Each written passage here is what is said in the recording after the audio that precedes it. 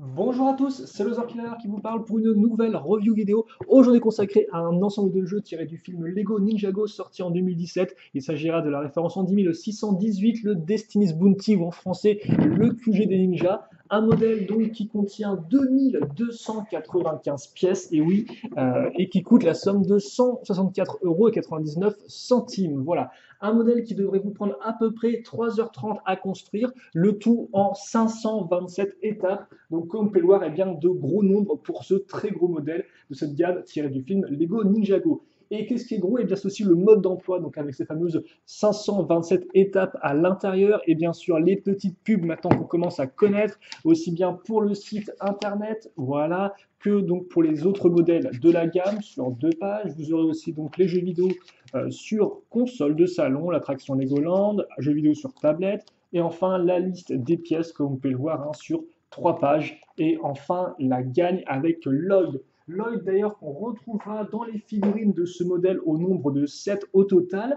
Donc, vous aurez les 6 ninjas ainsi que Maître Wu. Les 6 ninjas viennent chacun en version justement ninja plus cagoule, comme vous allez pouvoir le voir à ce niveau-là.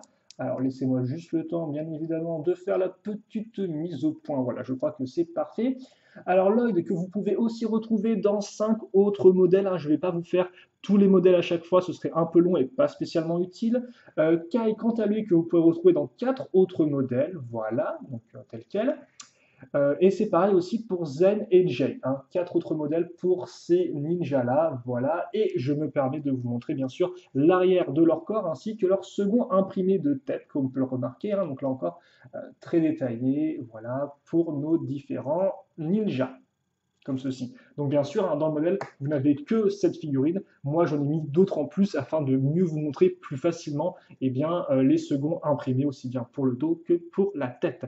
Et enfin, donc, nos 2 derniers ninjas. Le premier, c'est Cole, qui n'apparaît que dans 2 autres modèles. Et encore, il est intéressant de noter qu'en effet, Cole apparaît dans le bombardier Raymanta. Toutefois, dans ce modèle-là, il n'a pas les imprimés au niveau des bras. En effet, les imprimés au niveau des bras sont uniquement dans ce modèle-là, ainsi que dans le modèle du temple de l'âme ultime suprême. Voilà. Et Nia, elle aussi, n'apparaît que dans 2 autres modèles dans cette version ninja.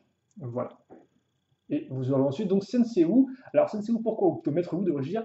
Pourquoi je l'ai mis comme ça? Simplement parce qu'effectivement Maître Wu apparaît aussi dans le Master Falls et dans le Mecha Dragon de Lloyd. Toutefois, il a une tête différente de celle-ci, et celle-ci, donc cette tête un peu plus souriante, est exclusive à cette-là. Et d'ailleurs, Sensei-Wu, que vous pouvez aussi retrouver en figurine individuelle en sachet, mais qui a encore une tête différente.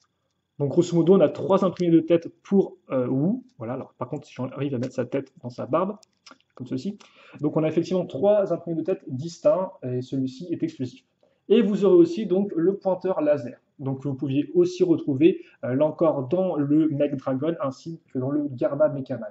Et voici donc pour nos imprimés arrière pour Cole et Nia. Voilà, comme ceci. Et donc maintenant que nous avons fait les figurines, eh bien, nous pouvons passer directement au menu principal, à savoir le bateau en lui-même. Donc on va faire un peu un tour du propriétaire, hein. Pas vraiment de déconstruction, car en effet c'est un peu compliqué, donc je vais essayer de vous montrer tout ça au mieux. Donc vous m'excuserez si des fois je mets un peu de temps, voilà, pour bien replacer la caméra. Donc on va commencer par la partie basse du bateau, et tout d'abord effectivement le côté extérieur du bateau, ce qu'on voit justement tel quel, afin de vous montrer les différents détails donc de ce Destiny Bounty nouvelle version, parce que là encore, je vous rappelle que c'est la 3e fois que nous avons une version de ce véhicule, 2 fois dans la série animée et 1 fois donc dans le film.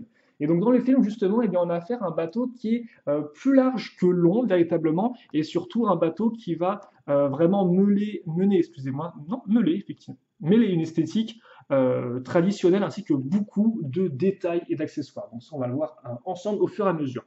Donc déjà, la partie de coque comptoir qui, pour une fois, eh bien, n'est pas une simple plaque de pièces, mais vraiment une partie construite, on verra ça juste après. Vous noterez les petites bouées sur les côtés, et vous noterez aussi, tant qu'on est là, justement, la partie arrière qui rappellera les vieux Destiny Bounty, et d'ailleurs, vous pouvez aussi la déplacer de bas en haut, mais ça ne sert pas à grand chose, car en effet, contrairement à la série animée, le Destiny Bounty du film, lui, ne vole pas visiblement. Donc c'est juste pour le détail, et ça rend plutôt bien. Autre détail qui rend aussi assez bien, ce sont les sortes de parties sur les côtés du pont, comme vous pouvez remarquer, donc qui sont faits de différents modules raccrochés avec des pièces charnières, le tout sur des petits bols jaunes, donc ce qui permet effectivement de donner un angle particulier à l'ensemble, et comme on peut voir, c'est relativement joli. Voilà. Tant qu'on est là, on va justement maintenant passer à l'intérieur du bateau, avec la cale tout d'abord, qui, eh bien, malgré sa taille assez réduite, est quand même très détaillée, comme vous allez pouvoir vous en rendre compte. Donc, on va peut-être baisser un peu la lumière afin de voir tout ça au mieux. Donc, comme on peut remarquer, les murs seront bien remplis d'armes et on aura beaucoup de références bien, à la série télévisée, justement. Et on va commencer par exemple avec déjà une Aeroblade, donc une lame du vent, comme vous pouvez le voir, accompagnée des shurikens de Zane version 2011, ainsi que d'une armure de guerrier vermillon, donc pour ce petit muret-là. Voilà. L'autre mur, quant à lui, contient des armes diverses, dont effectivement la poignée d'une lame de Natakan, ce qui est plutôt cool. Et vous noterez aussi au milieu le lit de Sensewu, si je ne dis pas de bêtises, et qui est assez intéressant. Pourquoi? Eh bien, car c'est vraiment un lit fonctionnel, dans le sens où vous avez une couette que vous pouvez lever et mettre le personnage à l'intérieur, puis ensuite refermer la couette. Le lit d'ailleurs qui peut être détaché facilement afin de mettre plus facilement la figurine justement à l'intérieur. Vous aurez ensuite un petit casque de cultiste Anacondrail, voilà, donc en 2015, ainsi qu'une petite lettre avec la plume pour écrire dessus. Là, par contre, pas de référence particulière, si ce n'est peut-être effectivement la lettre qu'avait écrit Wu à Misako et que Garmadon a interceptée. Mais bon, je ne pense pas que ce soit ça. Passons donc maintenant à l'autre côté, et donc qui lui va révéler la petite table de chevet de Maître Wu avec un tableau représentant les 5 ninjas. Et donc là, on pourra clairement voir que c'est leur version de la série animée au niveau de leur coupe de cheveux. Vous aurez ensuite un petit casque de Garmadon, donc avec le petit ossement dessus à ce niveau-là. Voilà. Et enfin, de l'autre côté, la partie peut-être vraiment la plus intéressante en termes de détails, c'est la petite entre guillemets salle de bain avec un robinet qui est incrusté dans le mur, ainsi que des toilettes. Et d'ailleurs, des toilettes sur lesquelles la figurine tient relativement bien, avec le petit papier toilette à côté, comme vous pouvez le voir, et le tout avec les petites lanternes, comme vous avez pu le remarquer, donc sur ces différents modules. Donc vraiment un intérieur bien fait, avec en plus une petite échelle faite à base de barrières pour grimper au-dessus. Donc vraiment, là effectivement, ce que vous voyez à ce niveau-là, tous ces accessoires, tous ces détails, ça va être une constante à travers tout le modèle. Et donc justement, maintenant que nous avons fait la partie cale du bateau, ce qui est un peu une première pour un Destiny Bounty, qu'on ait enfin un intérieur de bateau qui soit entre guillemets recréé, nous allons passer au pont. Voilà. Et donc, déjà, pour faire le pont, nous avons besoin de cette petite plaque-là. Alors là, c'est très, ça flash un peu, vous m'en excuserez, je vais régler la lumière pour que vos yeux ne soient pas aussi, voilà, un peu moins violents à ce niveau-là. Donc, le pont maintenant. On va commencer déjà au bout avec des têtes de dragon comme ceci. Voilà, et donc comme pour remarquer, pour une fois, nous n'avons pas une seule tête de dragon, mais bien deux têtes de dragon. Et d'ailleurs, c'est vrai que le modèle en général est plus large qu'il n'est en longueur, comme je l'avais dit. Voilà, donc avec un espace ouvert entre les deux têtes. Vous pourrez ouvrir ou fermer les bouches si vous le souhaitez. Et d'ailleurs, comme pour remarquer, là encore en termes de détail, il y a de quoi faire avec les bananes sourcils ou encore les petites branches pour les moustaches. Donc vraiment des têtes bien réalisées. Ensuite, on avance à ce niveau-là. Et autre élément caractéristique des Destiny Bounty par le passé, c'est la petite cachette d'armes dans le pont, donc avec soit des sailles, soit des katanas dorés, comme ceci. Vous aurez ensuite un petit mécanisme pour baisser et relever les ancres, tout simple, avec des petites chaînes et une pièce qu'on fait tourner. Voilà, et donc ça marche de deux côtés, comme on peut remarquer. Voilà.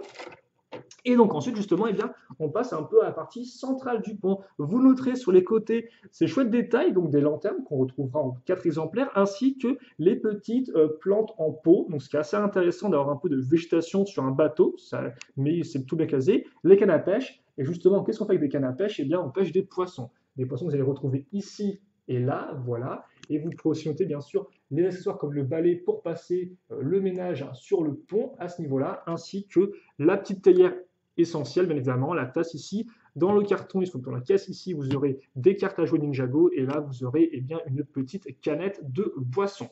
Enfin, à l'arrière, un petit espace avec un grand télescope, comme vous pouvez le voir, qui est vraiment bien réalisé. Et donc, toute cette partie-là va être bouchée. Bouchée par quoi?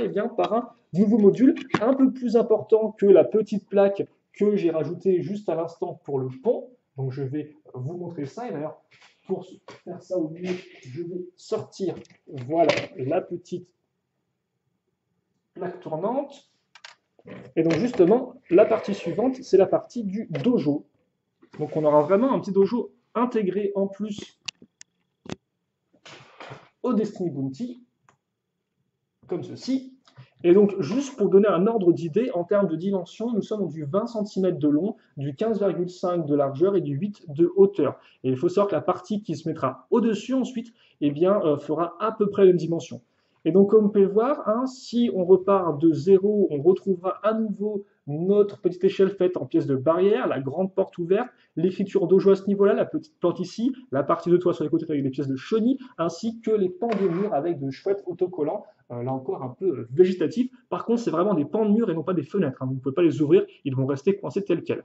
À l'arrière, d'autres fenêtres factices faites avec des petites pièces de gris, ainsi que, comme on peut avoir des pièces de métal avec eh bien, ces sortes de tuyaux, là encore pour pour vraiment donner du réalisme à l'ensemble. Voilà, comme ceci.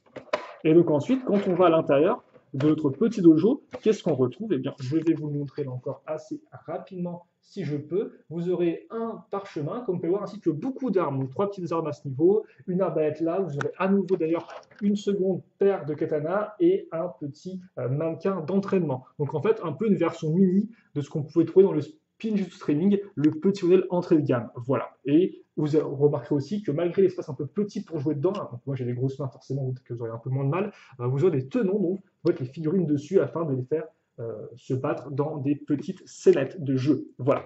Donc ça, c'est notre second module détachable, après le pont. Et le troisième et dernier, eh bien, ça va être la partie de la salle des machines et du gouvernail. Pour faire simple, c'est le nom que je lui ai donné et je pense que c'est assez approprié. Donc justement, en parlant de gouvernail, vous allez le retrouver à l'avant avec une petite boussole. Ici, une longue vue que vous pouvez retirer. Et maintenant, je vais faire tourner tout ça. Donc, alors, je crois on est bien comme ceci. Voilà. Et donc, on va retrouver nos petites plantes et surtout, on va retrouver ces pièces de toit qu'on pourra soulever comme ceci afin de révéler l'intérieur et de plus facilement accéder justement à l'intérieur afin de jouer dedans avec une petite carte qui va mener au temple de la destruction ultime suprême qu'on avait déjà dans le Master Falls et ainsi qu'un petit télescope à ce niveau-là.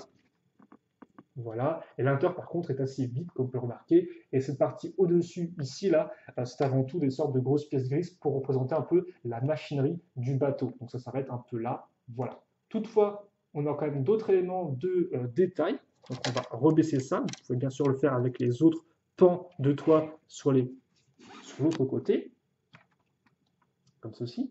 Donc lanterne, là encore, un gros fanion avec écrit dojo, et surtout, comme pour la continuité par rapport à l'étage précédent, avec le retour des tuyaux. Aussi, continuité en termes de design avec la fenêtre, comme vous pouvez le voir, qui reprend le style de ce qu'on avait à l'étage d'avant au niveau du dojo, justement. Comme ceci. Et bien sûr, vous avez aussi la voile à ce niveau-là. La voile, d'ailleurs, hein, avec une construction vraiment très simple à l'arrière qu'on va retrouver sur les autres voiles. Mais ça, on va voir juste après.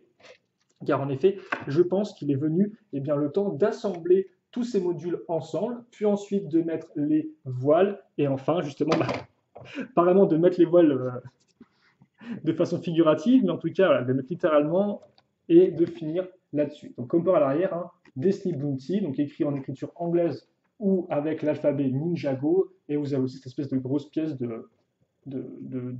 encore un peu de l'élément qui va faire ce qui va faire bouger le gouvernail afin de diriger le bateau de gauche à droite. Voilà.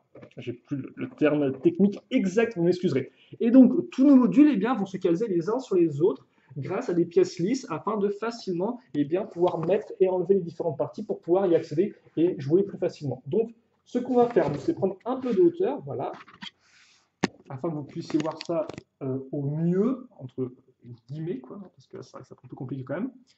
Et donc, on a juste qu'à voilà, mettre ça ici. Et voilà, on dépose et ça tient bien, il n'y a pas de souci à ce niveau-là. Et puis après, on n'a plus qu'à le refaire bien, pour la troisième structure. Comme ceci. Donc forcément, le bateau va vite prendre de la hauteur hein, avec ces différents modules. Voilà. Et donc, comme on peut remarquer, on a vraiment un élément qui part en arrière avec ces grandes pièces qui montent. Là encore, vous avez pu voir en termes de design beaucoup d'éléments répétés, petites pièces une fois une. Hein. Les couleurs aussi, on a vraiment quelque chose de très très classieux. Très très classieux, très traditionnel. C'est vraiment un très beau modèle. Et de toute façon, hein, je ne vais pas vous impressionner en vous disant que dans le bilan, forcément que je vais vous le recommander, quoi. Et enfin, donc, les deux dernières voiles avec un dragon découpé sur les deux voiles, ce qui rend plutôt bien, je trouve, et bien sûr, d'autres petites lanternes, notre fanion à ce niveau-là. Ça, on le met ici et là. Alors forcément, quand vous allez jouer avec, hein, ça peut être intéressant de retirer les voiles pour vraiment bien jouer. Mais de toute façon, l'élément jouabilité, on va y revenir dans ce modèle-là, je pense, dans le bilan. Et donc justement, eh bien, notre modèle, il est enfin terminé. Donc je vais, voilà, juste faire en sorte que vous puissiez bien le voir comme ceci. Et donc, il est vraiment très très beau, comme on peut le voir quand il est complété. Et surtout en termes de taille, je pense que je vais pouvoir prendre une figurine, donc celle de Lloyd, si vous pouvez bien détacher, voilà, t'es gentil, mon grand, comme ceci. Voilà, donc voilà Lloyd à côté du modèle. Et ici. Et donc, en termes de dimension, justement, on en est où, nous, avec ce Destiny Bounty? Eh bien, nous en sommes à du 55 cm de long, du 17 de large. Alors, par contre, vous m'excuserez parce que voilà, comme ceci, du 17 de large et du 45 de hauteur. Donc, par contre, voilà, vous voyez que de ce côté-là, hein, les voiles, bon, voilà, elles sont un peu moins impressionnantes, même si vous avez quand même le dragon qui ressort. Donc, ouais, 55 de long, 17 de large et 45. Par contre, c'est moi, j'ai mal positionné mon truc là. Ah, ouais, hop, là, comme ceci. Voilà, vous m'excuserez pour ce petit désagrément. Donc, ouais, 55 de long, 17 de largeur et 45 de hauteur. Comme ceci. Je vais essayer de vous montrer un peu mieux à l'intérieur. On va juste faire un petit tour comme ceci pour que vous puissiez un peu voir à quoi ça rend avec tous les éléments inscrits. Hein. Donc vraiment, tout s'enchaîne bien. Les différents modules s'enclenchent parfaitement bien, aussi bien en termes de pratique qu'en termes de design. Voilà. Et donc, en conclusion, eh bien, je vais voilà, remettre le modèle à terre, ce qui est un peu bizarre pour un bateau, mais c'est pas grave. En conclusion, donc, est-ce que je vous conseille ou pas ce modèle? Et la réponse, honnêtement, est oui, parce que c'est vrai que il n'existe pas vraiment de set parfait, mais je peux vous dire que celui-ci quand même s'en rapproche. Donc forcément, à moins de ne pas du tout aimer ce design un peu plus large et utilitaire que les anciens Destiny Bounty qui étaient un peu plus en longueur et dynamique, voilà, hormis le fait de ne vraiment pas aimer le design, c'est un très bon modèle. Et quand je n'ai pas aimé le design, c'est sur la personne. Hein. Moi, personnellement, j'aime beaucoup ce design-là. C'est vrai que je préfère des fois le côté un peu plus dynamique des vieux Bounty, mais lui rend vraiment très bien. Quoi. Alors, par contre, on va laisser comme ça, en fait, parce que c'est mieux pour les voiles et tout. Donc, ouais, alors pourquoi il est très bien et peut-être déjà, avant de dire pourquoi c'est bien, je vais peut-être dire juste les éléments qui, moi, m'ont peut-être un poil dérangé. En fait, je pense que c'est un peu lié à la jouabilité, si vous voulez. C'est juste que là encore, alors je ne sais pas si vous y arriverez, mais on a à voir pas mal de petits espaces de jeu, il reste quand même assez petit. Et donc je ne sais pas effectivement si c'est très facile à manipuler des figurines à l'intérieur d'espaces aussi petits. Voilà.